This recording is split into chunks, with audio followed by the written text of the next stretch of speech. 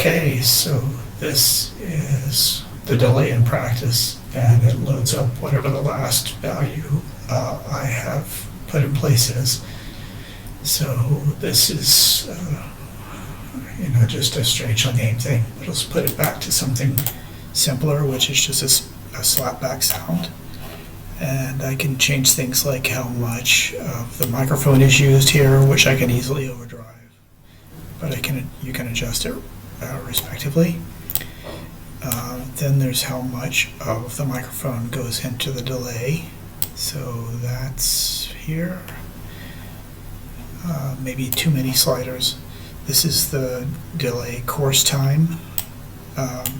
It goes from 0 to 7, which are lifted right out of the Korg W8000 delay line parameters.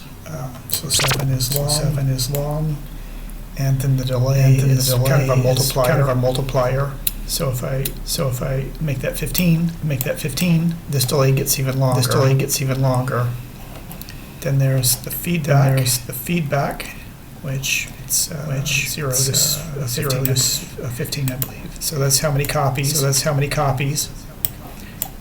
Up to here, up to here, up to here, up to here, up to here, up to here, up to here, up to here. But let's slide that all back down. Let's put it at that value and make the fine lower, and then change the feedback and see how that affects the sound. So you can kind of see that in real time. Then there's the delay modulation, and so we'll change the depth to be a little bit higher, and it makes it kind of expand in the stereo field. And then we'll do the weird modulation frequency, which gets it sounding very strange. And if you make the delay longer, you get these weird sounds that can get out of control very quickly. Let's see what else. The delay level is just another way of saying how much the delay actually goes to the stereo output. And so there's several sliders that can contribute to that. And some of this is just a consequence of how the voices are set up on the underlying sound engine. Then I went ahead and put in a way to control the filter. So let's turn off some of the bizarre stuff. The mod depth and the mod frequency, we'll turn those off and make the feedback something like this. Something that's not too strange sounding. And then I can turn on the low pass filter and make it high, make it low, and then this should some of the high pass stuff, which you hear a lot of noise from my terrible microphone. But that's there. And because it is a resonant low pass filter, we can do some crazy stuff like this. And get those type of effects as we go through. High pass filter is a little less well thought out. It does its thing to just slide the sliders and try it out. Let's turn that off.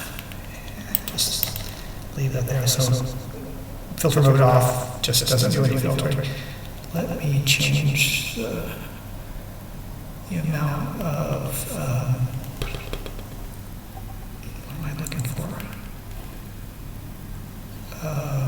The delay level. So let's actually a little distorted sounding, so that's what I'm trying to compensate for. So if we do this and make the main volume higher, but the input volume a little bit lower, we'll see if we can get a change here. All right, so the next thing to show is bit crushing, which you've seen in other places, but that's just changing the bit depth. 0 means use all bit depth, and 32 means use all bit depth, and then there's things in between. And I'll just slide this as we go from left to right. And so that's 16, 15, 14, 13, 10, 9, 8, 7, 6, 5, 4, 5. You can see it sounds pretty crunchy.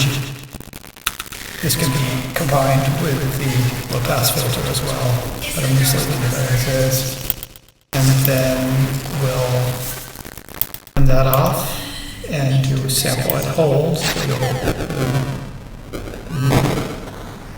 hear the weird effect there.